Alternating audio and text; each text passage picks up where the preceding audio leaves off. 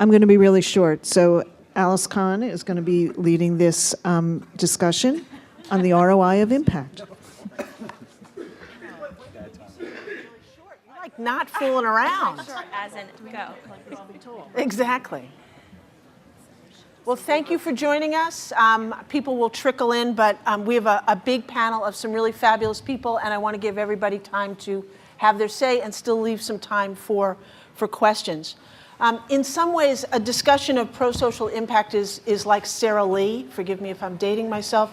Nobody doesn't like it, at least in theory. And so as we listen to the panel, and again, because we have 6 people on the panel, and because I am very confident that everyone in this room knows how to read, I am not going to introduce them. I am going to trust you to look at their bios in the book. But as you listen to folks speak and think about what questions you may have, I'd like you to think about the companies that you do business with and how much their responsibility to you as a consumer, to the communities in which they do business, to the world, to important social issues or social issues that are important to you, impact your interest in doing business with them. And I'd also like you to think about whether there's a company out there who would openly say, we're in business, work is work, product is product, our responsibility is to make money for our shareholders, and that's the sum total of our responsibility. I'd like to begin with 2 folks who have a partnership that I think is very interesting and very worthwhile and very productive for everyone involved. Elaine Perez from Donors Choose and Alison Corcoran from Staples. Alison, if I could start with you. As head of marketing for Staples, you made a conscious choice to partner with Donors Choose. If you would talk a little bit about why you chose to work with Donors Choose, and perhaps noting other partnerships that you considered, and how the partnership satisfies the goals you have as head of marketing. Sure. Thank you. So we're very, very proud of our relationship with Donors Choose. And through our Staples for Students approach, we partner with Donors Choose. It'll be the 3rd summer this year in Back to School. And this falls directly into the marketing budget line, because we really feel as though being able to talk about something other than school supplies is a really important part of communicating to our customers about why they should shop at Staples. Donors Choose is a completely natural fit for us because so many of our customers are teachers, and Donors Choose mission is all about helping teachers get supplies into their classrooms. And so we feel as though it's a very, very natural fit from a customer perspective, and from us being able to say and talk about something other than filler paper for $1. Right. So Elaine, from Donors Choose perspective, can you talk a little bit about why the partnership works for you, and if, as this is your third summer together, have you made adjustments as your organization to maintain the growth and to maintain the success? Sure. Well, good morning, everyone. So we were very excited when we were in conversation with Staple in the beginning, because we felt like there was such alignment in our brands. When I, as a parent and on behalf of our teachers, think of back to school shopping, we're thinking of Staples. So it seemed like just like the perfect match. And Staples is one of our top partners and multi-year partnership that we have with them. So they allowed us to think big about ideas on how we can meet their objectives, but also create a great experience for our teachers. And that's what we wanted. How can we both meet Staples goals, but also we want to give a rich experience for our teachers, because not only were they excited about the type of campaign that we worked together, but they were really excited about the Staples brand because they were so familiar with it. And the things that really worked is just, again, the ability to think big with them, but then also being open with being flexible on how can we create a campaign that is exciting and gets our teachers engaged and provides them a great experience. And then also even down to like how they use celebrities with our campaign. So they select celebrities in a really authentic way. So when we first partnered with Staples and they selected Katy Perry, her story is really how a music teacher inspired her to be an artist.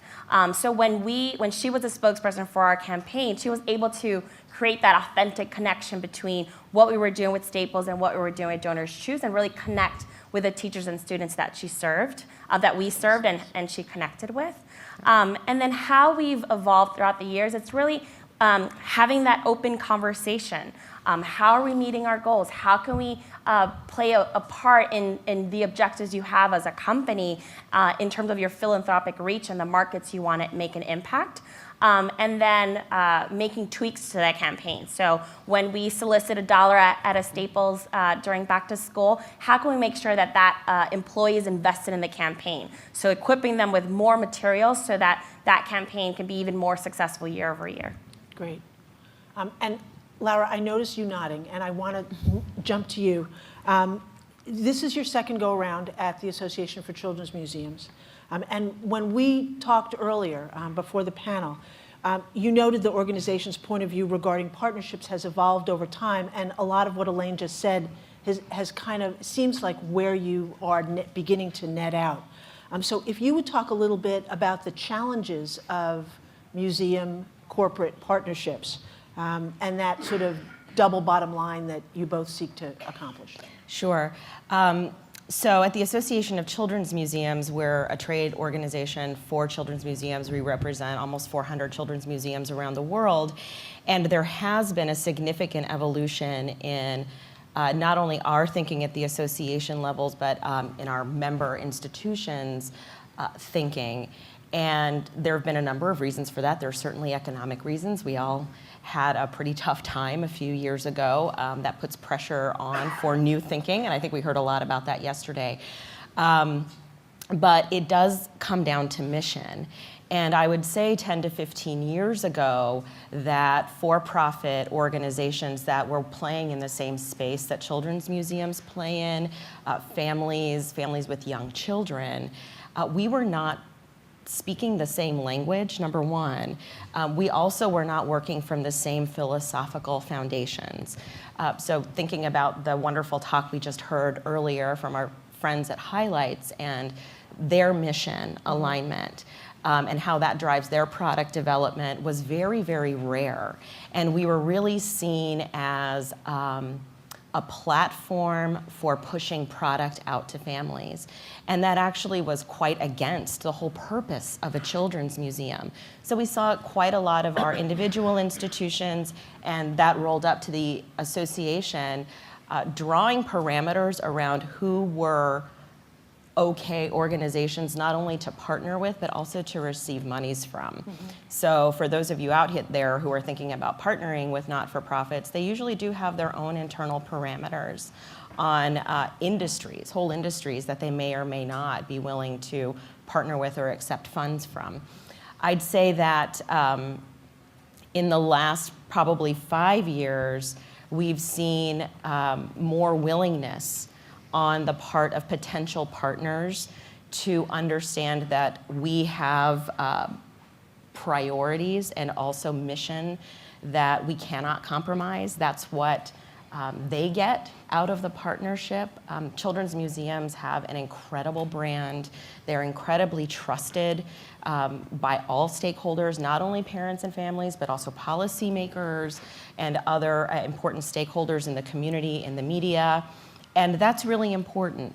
So it's been really wonderful to have conversations that start, I think, in the way that Staples and Donors Choose relationship started, that it starts with ideas, and we have time to co-create and see if we can find a middle ground.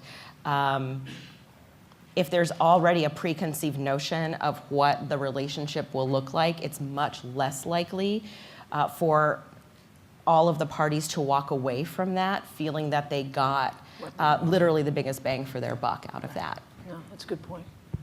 I'd like to ask Anastasia Goodstein from the Ad Council. Now that pretty much anybody can launch a public service campaign, from the Ice Bucket Challenge to It Gets Better, to smaller campaigns, can you talk about how and why the Ad Council is still relevant both to the not-for-profit community as well as to the advertising business, and how you see your strategies and tactics changing? Sure. I mean, the Ad Council has been doing this work since the Second World World War. War, that's right. We started as the War Advertising Council in the effort to get people to buy war bonds. So we've been in this space for quite some time. And I think, because we've been producing these campaigns for so long, about half of our campaigns are sponsored by nonprofit organizations. The other half are federal agencies. I'm sure you're all familiar with Smokey Bear. He's 73 this year. He looks great. Yes, I know. But we have about 40 campaigns in market at any one time, and I think because of the wide range of issues that we cover, our ability to sort of take all of these issues to our media partners, all the media we get for our campaigns is donated. The relationships that we've built with these partners over all of these years, being sort of the charity of choice, if you will, for the advertising industry and for the big agencies that do our creative work for us pro bono. I mean, we just sort of have that gravitas, that history, that credibility. We have a whole research department within the Ad Council. We're always measuring the impact of our campaigns. Our goal is to move the needle through a national communications campaign. And, if we can't do that, we're not going to keep that campaign. So we're very rigorous in terms of that as well. And I think, like everyone else in our space, we've had to evolve. Somebody was asking me about PSAs, and we're starting to call them now PSEs, right? It's like public service engagement because, we're not just creating television ads anymore. Like everyone else in the media business, we are content marketing 365 days a year. And how has that changed your relationship with the donated? So how has that changed your relationship with the major television networks? I think, they're tweeting. I mean, they all have social media for, local television stations. So, we're reaching out through their digital channels, but also, our board, which is massive, it keeps expanding. But, we have Facebook is on our board, Twitter is on our board, Google is on our board, Adobe, Airbnb. I mean, we're bringing on more and more of these big technology platforms and players. And so we don't just get donated media from TV and radio and out of home. We get donated Facebook ads, donated tweets, lots of space on YouTube. So we've expanded to those platforms as well. That's great. And do you see down the road encouraging, do you see how you might encourage user-generated content as part of your campaign? Yeah, we are starting to do that. We're actually experimenting with a platform called Tongle, which some brands are using. It's crowdsourced creatives. So for campaigns that we are sort of the sponsors of. Sometimes if there's an urgent issue that we don't have a sponsor at the ready for, we will actually self-fund or raise some corporate dollars and take it on. And Tongle is a way to put out a brief, crowdsource literally like 700 ideas from filmmakers and take it on through storyboard into production. So we are looking at new models there as well. Terrific. Great, thank you. Ben Grimley from Speak Agent. Speak Agent is a for-profit company in the formal education space. Not to criticize, but a business sector that has not always had a stellar reputation. My children are suffering through the PARCC exam even as we speak. So as a startup, could you talk a little bit about the challenges you face in building your credibility in a marketplace that's not known for big risk-taking? And then I'd really like you to talk about, once you're established, as Speak Agent is becoming established, how you maintain a creative freshness when your customers really want what's tried and true and what worked last year. So as some of you may have heard from my talk yesterday, Speak Agent's K-5 second language learning company. We are a startup. In my previous work, I spent over 6 years at PBS Kids, and it's a very trusted and well-known brand. And so, it's kind of like, we love you, and now I go and they're like, who are you? So it's a little humbling, and but that's great. So the way that we've kind of addressed that is one, you have to be authentic, right? So I think when I go out and I talk to educators, my love for languages, both love of learning the languages and teaching languages, kind of shines through, and I have that background. I think a second piece is really around how you treat the data, right? So you want to treat other people's data the way you'd want them to treat your data. So that's kind of more of a long-term thing. I think a third thing is partners. So partners for a small startup like us without a big track record other than as individuals, kind of bringing partnerships to the table has really helped us. So our partnership with Johns Hopkins University, with the National Science Foundation, kind of those names bring more gravitas than SpeakAgent would to somebody who's never heard of us. And then I think a fourth thing, which is kind of the most important for formal education and is the hardest, is efficacy. If we actually have a controlled study from an independent researcher that can prove that's something we're working on for later this year, that will obviously be a huge part. And as far as how we keep it fresh, I really think how you keep it fresh is by being user-centric. So always thinking about, and I say user, not customer, because in the formal education spaces, the customer may be an administrator, but your user is the teacher and the learner. So really by kind of keeping up with the trends and being close to that user experience, you're never going to get stale. So just to give you some examples. So we found that we originally thought our product would be most used on tablets and Chromebooks and those sorts of one-on-one devices or things on the cart.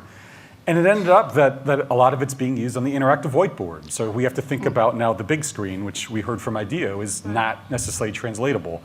And of course, the big screen and an interactive whiteboard is very different from an Apple TV because you can actually go up and touch the screen. So you're talking about kind of potential for collaborative play and team play and things you can do differently than you could do one-on-one.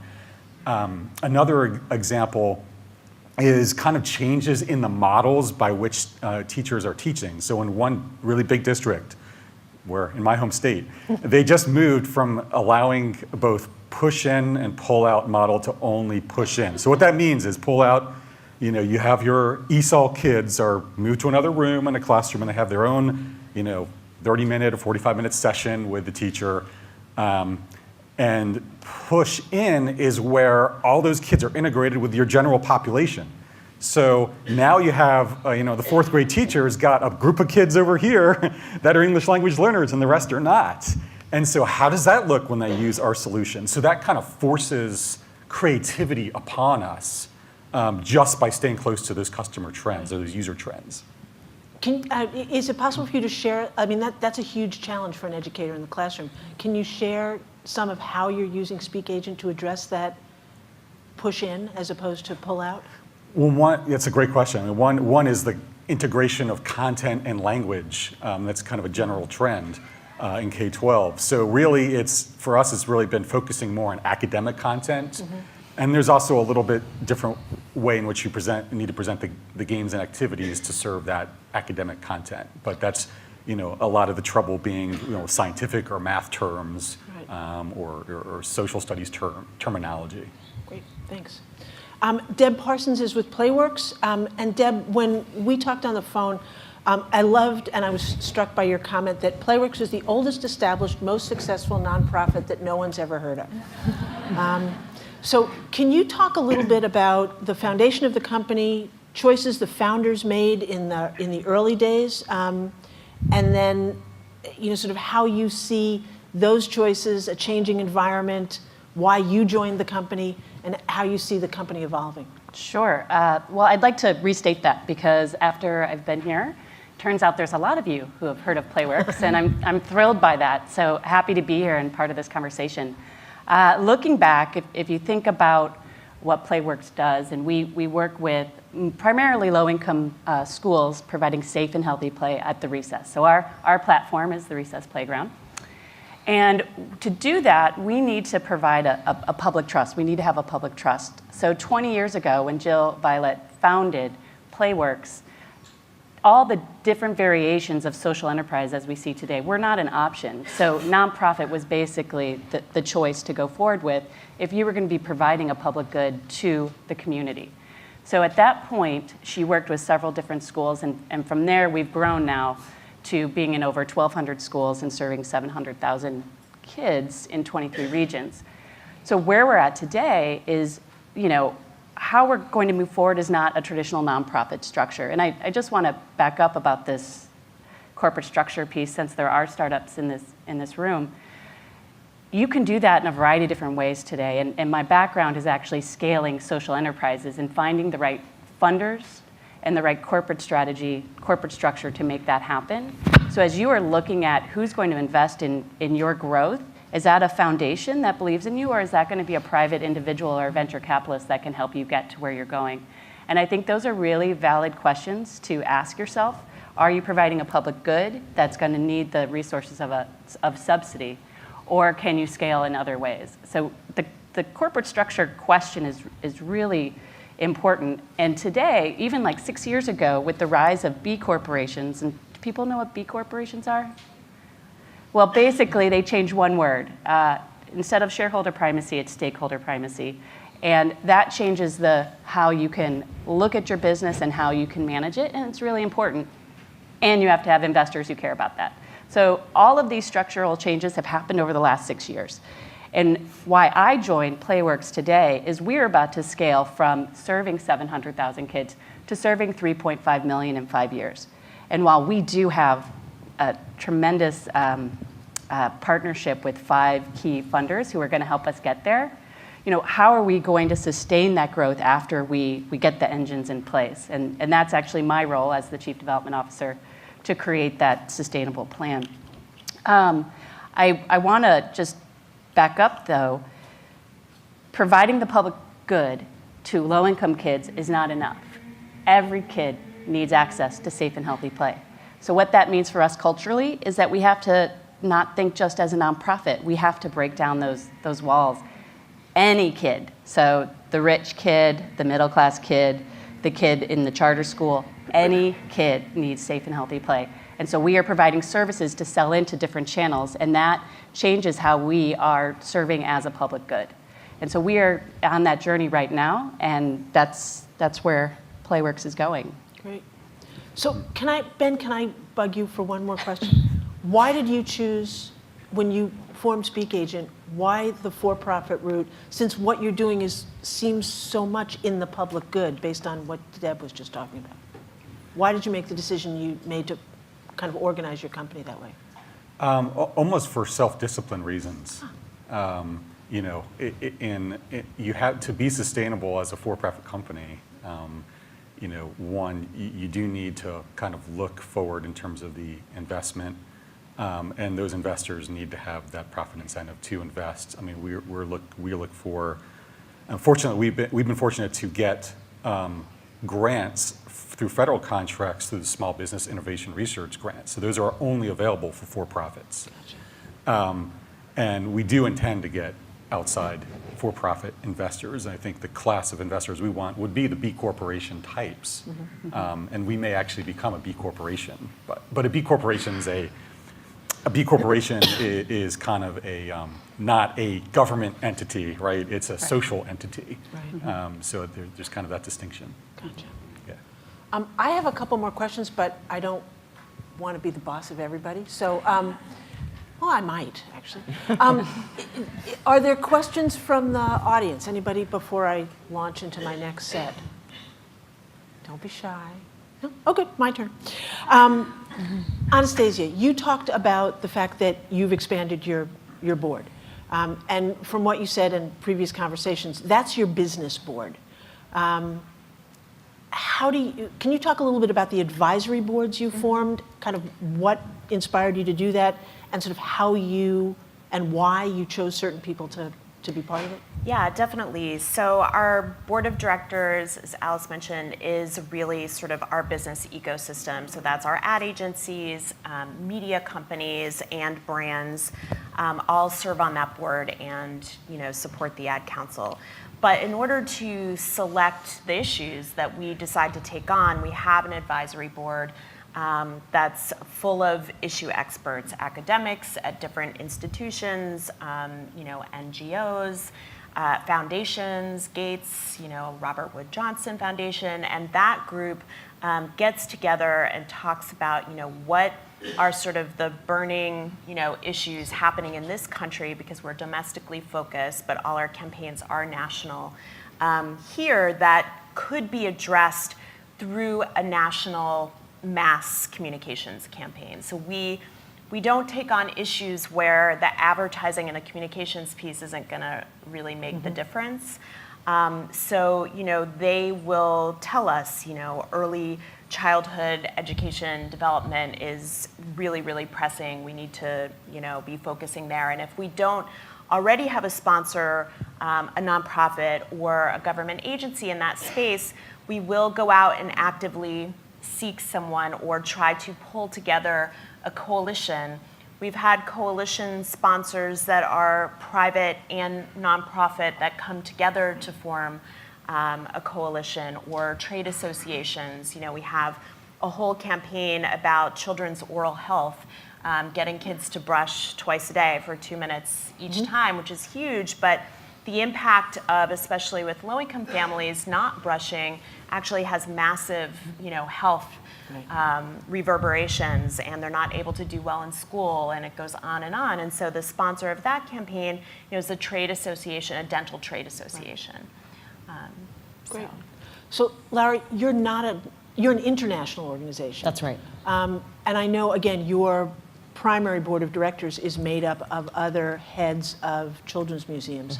Can you talk a little bit about the process you're going through now to explore the use of advisory boards and how you see that playing out? Yeah, absolutely. I think it has quite a lot to do with the evolution we were talking about earlier. As a field, children's museums saw an explosion in the 90s. So now we're figuring out how to adult as a community. And so earlier, some of the parameters and boundaries we drew around partnerships with outside organizations, whether they were for-profit or not, was really about how are we defining ourselves as a community. We really needed that time to understand as a collective what children's museums were. And now we're 20 plus years down the road, and we're starting to really figure ourselves out, and have actually made quite a lot of advances in terms of impact in the way that play is talked about, in the way that playful learning is talked about, in the way that very young children and family learning is talked about, which was all happening in a very scattered way. As a community, through the association, we're really honing down on what we think our message is and the power of children's museums, but we also realize that there is a real danger in breathing only your own air. So we are talking about advisory boards that are comprised of for-profit organizations that we might have considered competition in the past, and then other partners that are very closely aligned with our work for a couple of reasons. One, so we can really get to net promoters and people that are important stakeholders and are part of the larger conversation that can help promote awareness of children's museums and get some of our message out there. But equally as importantly, we need to know what the conversation is outside of our own world, because the world is changing. Children's museums are physical spaces, and we've had a lot of conversation about the way that physical space in our lives is changing, and that's a real conversation we're having. So how do we know where to go and where the world is going unless we're talking to people who are starting to pioneer the virtual landscape for children and families? So that's the way that we're thinking about this, but it's taken us a long time to get there because we needed to figure out who we were. Right. Yeah, that's great. I have a question for you. Donors Choose has been a generous supporter of this conference for the last couple of years. What spurred that partnership, and why? Of course. So, great question. Good stall. Yeah, no, so you got me. So I think what we have in the room here are folks that from a variety of backgrounds and a lot of people in the tech space. And while we are very much a nonprofit core to our mission of supporting public school education and especially our teachers, we're definitely a tech company, and we want to make sure that everyone has the experience of Donors Choose and our platform. So we hope that at the end of the summit, you are redeeming your Donors Choose gift card and making that donation. It's literally money sitting in the bank that is waiting for a project to come to life after you make that donation. So we hope that you'll take that step. And what we want to do is we want to show our model to you, and hopefully that inspires you to create something similar. Give us feedback or share it with a friend. Everyone knows a teacher. We want to make sure that we continue sharing our brand. While we've grown a lot since 2000, we want to continue growing and making sure that 100% of our teachers use Donors Choose, especially in our high poverty communities. Right. Well, anecdotally, I can tell you that it works. The first time I used Donors Choose was because I got one of your cards at this conference, and it spurred great conversations at home about what we should support. And so I really want to thank you and Staples for making that possible. It's been great. Yeah. Definitely sign up. And you'll get thank you notes back from the children in the classrooms that you have impacted, and it's just a wonderful virtual circle. So It's terrific. Any questions from the audience before we wrap? We've got about 2 minutes. Well, thank you very much. Thanks to the panel. I appreciate everybody's time. Thank you.